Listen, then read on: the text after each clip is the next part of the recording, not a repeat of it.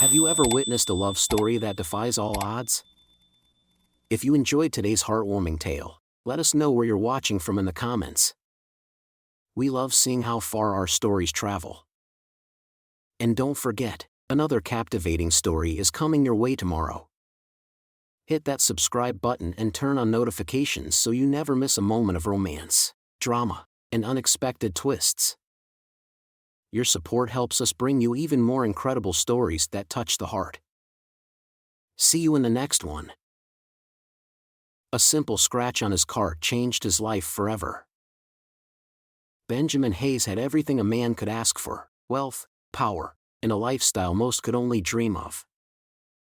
At 38, he was the CEO of a multi-billion-dollar investment firm, living in a luxurious penthouse overlooking the bright lights of Los Angeles.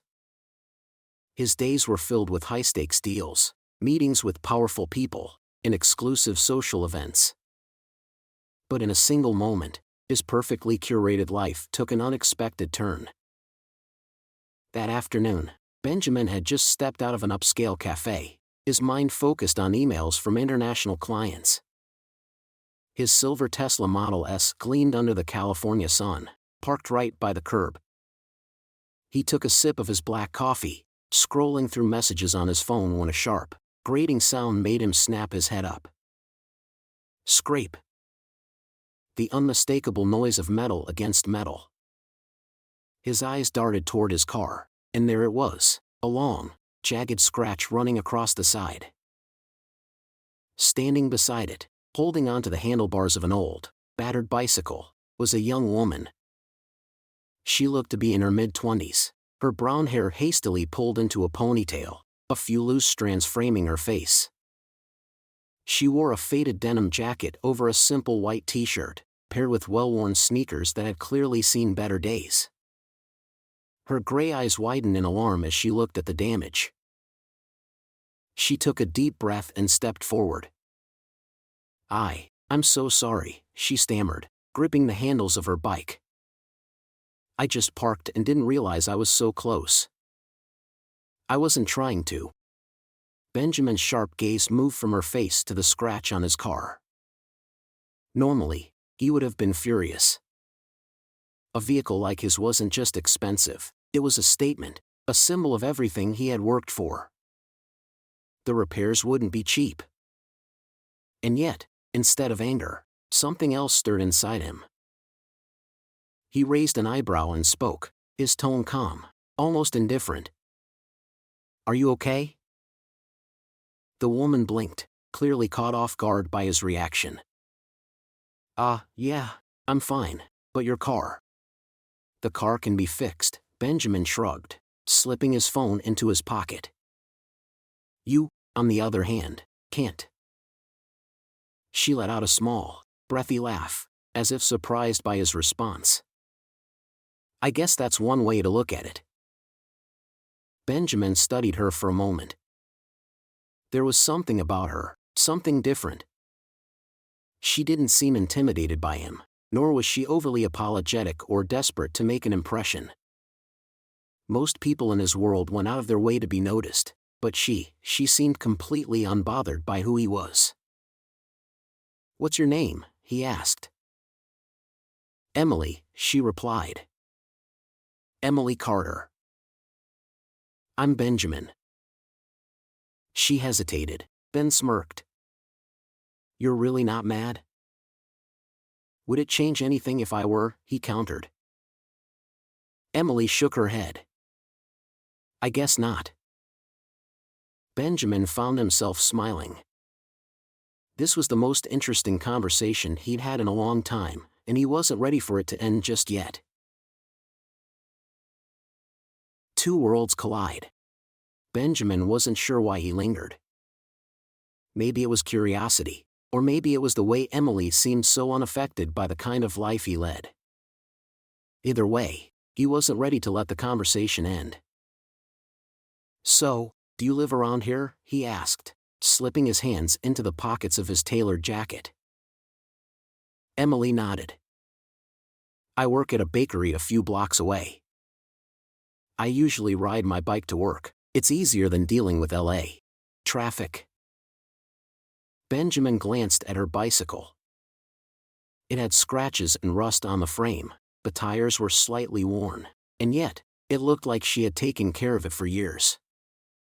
It was a stark contrast to the sleek, expensive vehicles that filled his world. "I take it bakeries don't pay much," he said. She shrugged, a small smirk playing on her lips. "Probably not enough to fix your Tesla." Benjamin chuckled. "I wasn't fishing for an apology." Emily tilted her head, studying him for a moment before responding. "I don't work there for the money. I love baking. There's something special about making something from scratch and seeing people light up when they take that first bite. That's what matters to me." Benjamin was silent. That wasn't the answer he had expected. He was used to people chasing money, power, and status, things he himself had spent his entire life pursuing.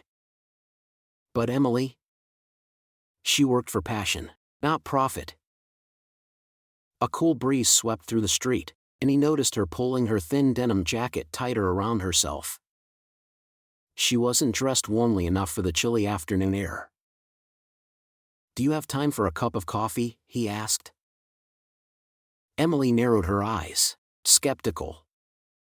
"Are you asking me out?" Benjamin let out a short laugh. "Yes. But only to make up for this little accident." She hesitated for a moment, then nodded. "All right. But I get to pick the place." A few minutes later, they walked into a small, cozy cafe, not the kind Benjamin usually frequented. There were no sleek, modern interiors, no overpriced lattes served in designer cups. Instead, the smell of fresh pastries filled the air, and the barista greeted Emily by name. She ordered a cappuccino, while Benjamin stuck with his usual black coffee. "So," she asked, stirring her drink, "what do you do for a living?" Benjamin smiled. "I run an investment firm." Emily raised an eyebrow. "So you're one of those guys in suits who buy small businesses and turn them into massive corporations?" Benjamin chuckled. "Not entirely wrong." She propped her chin on her hand. "Then why aren't you freaking out over a scratch on your car? I thought people like you would be calling their lawyer by now." Benjamin exhaled slowly, his smile fading slightly. "Maybe because I'm tired of chasing things that don't matter. I meet a lot of people who care more about my money than me. But you don't seem to care at all." Emily was quiet for a moment, then smirked. "I'll take that as a compliment." Benjamin met her gaze, feeling something he hadn't felt in years, genuine interest. And for the first time in a long time, he wasn't thinking about business. He was thinking about her. The pressure of society. Benjamin never planned on seeing Emily again. At least, that's what he told himself. But the very next morning, he found himself standing outside the small bakery where she worked. Through the glass window, he could see her behind the counter, sleeves rolled up, hands moving swiftly as she decorated a tray of fresh pastries.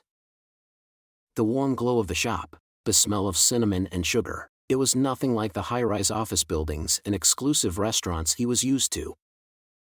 And yet, something about it felt right.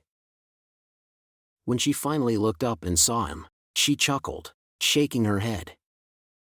"Didn't think you'd actually show up."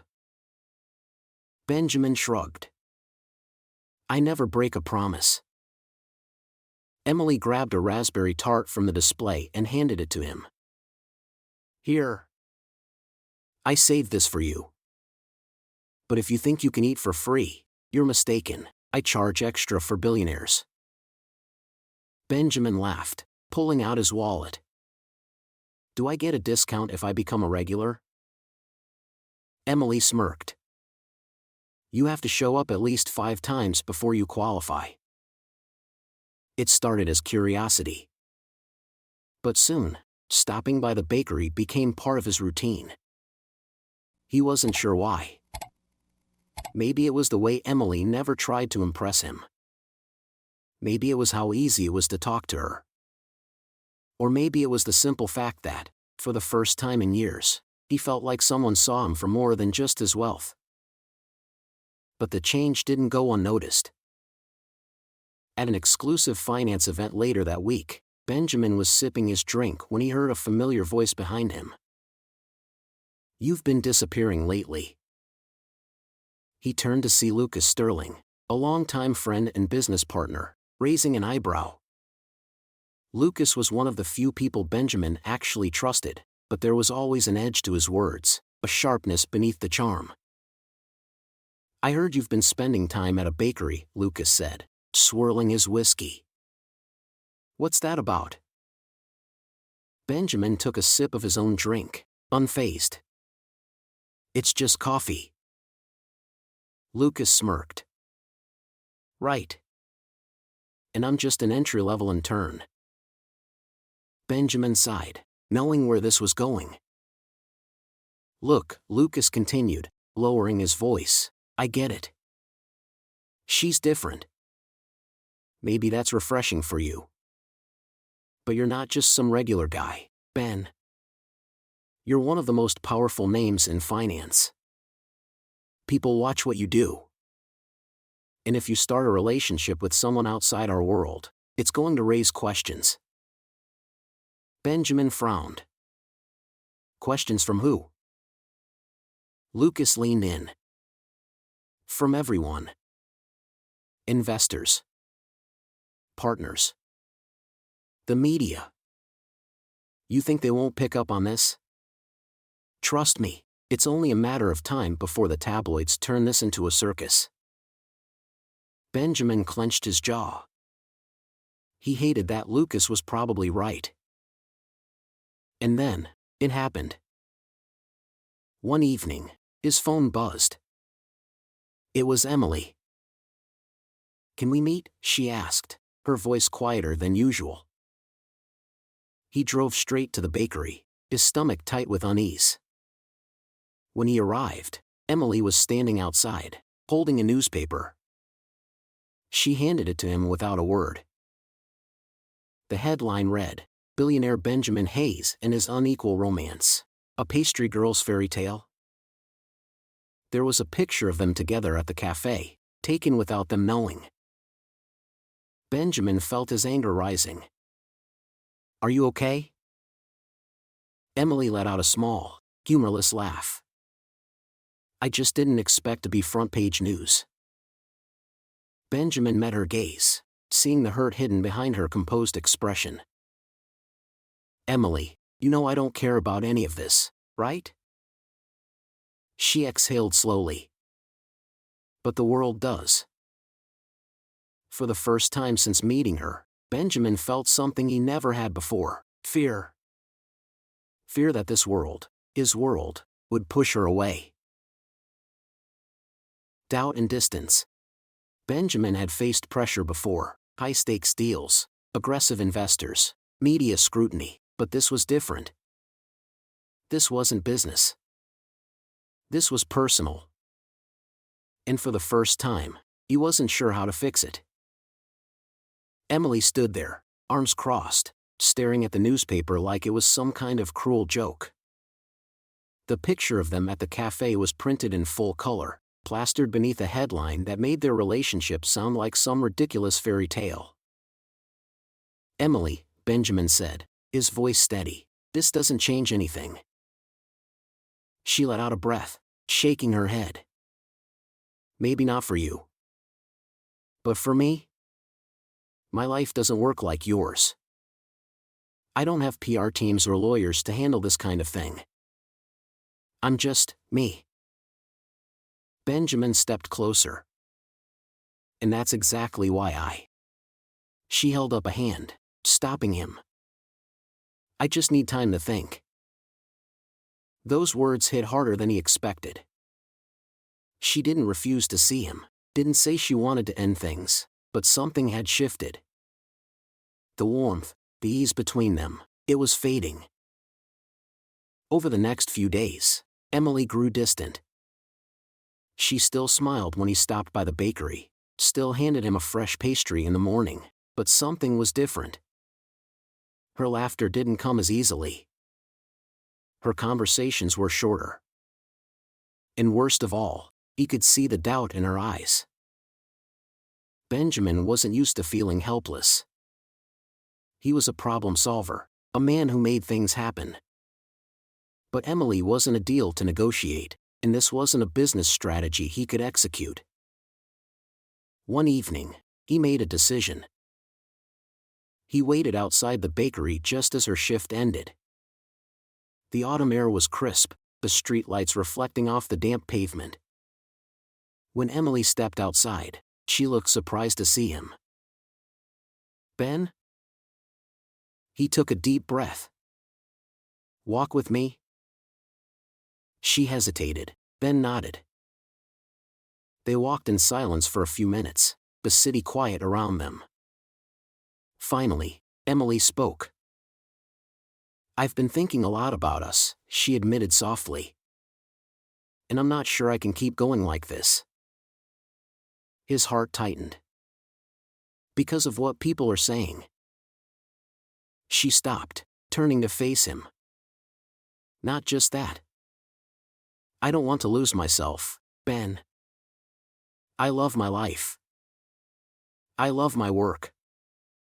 But being with you, it makes everything complicated.